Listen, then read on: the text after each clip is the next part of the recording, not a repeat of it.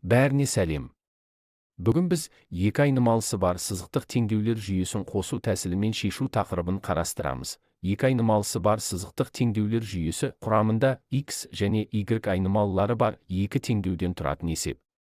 Қосу тәсілі дегеніміз екі теңдеуді мүшелеп қосып, бір айнымалыны жойып, қалғанын табу әдісі.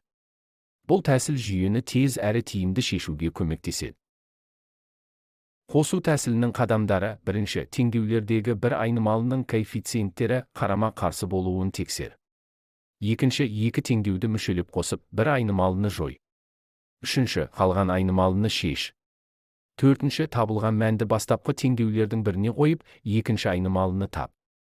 Бесінші, жауабын x, y түрінде жаз. Бірінші мысал. Бізге мынадай теңдеулер жүйесі берілген. x қосу y тең 9. x азайту y тең 3.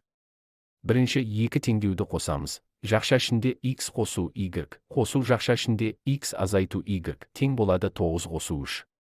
Бұдан y-тер жойылып кетіп, 2x тең 12 қалады. Нәтижесінде x тең 6 деген жауапты аламыз. x тең 6 мәнін екі теңдеудің біріне қоюға болады. Мысалы, біз бірінші теңдеуге қоямыз. Сол кезде 6 қосу y тең 9 болады.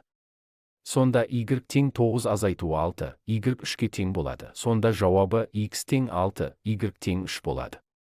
Екінші мысал. Бізге мынадай теңдеулер жүйесі берілген. 2x қосу y тең 7, минус 2x қосу y тең 1. Қосу тәсілімен шешеміз. Бұдан жақша ішінде 2x қосу y, қосу жақша ішінде минус 2x қосу y тең 7 қосу 1 болады. Осы жерден x-тер жойылып кетіп, 2y тең 8 теңдігі қалады. y тең 4 болады. y тең 4 мәнін екі теңдеудің біріне қоюға болады. Мысалы, біз бірінші теңдеуге қоямыз. Сонда 2x қосу 4 тең 7, одан 2x тең 7 азайту 4, осыдан 2x тең 3 болады. Сонда x тең 1,15, жауабы x тең 1,15 және y тең 4 болады. Үшінші мысал. Бізге мынадай теңдеулер жүйесі берілген. 3x қосу 2y тең 16, минус 3x қосу y тең минус 1. Қосу тәсілімен шешеміз. Бұдан жақша ішінде 3x қосу 2y, қосу жақша ішінде минус 3x қосу y тең 16 қосу минус 1 болады. Осы жерден x-тер жойылып кетіп, 3y тең 15 теңдігі қалады. Және y тең 5 деген жауапты аламыз. y тең 5 мәнін екі теңдеудің біріне қоюға болады.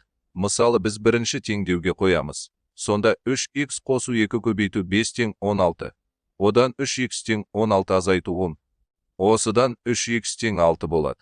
Сонда x тең 2, жауабы x тең 2 және y тең 5 болады.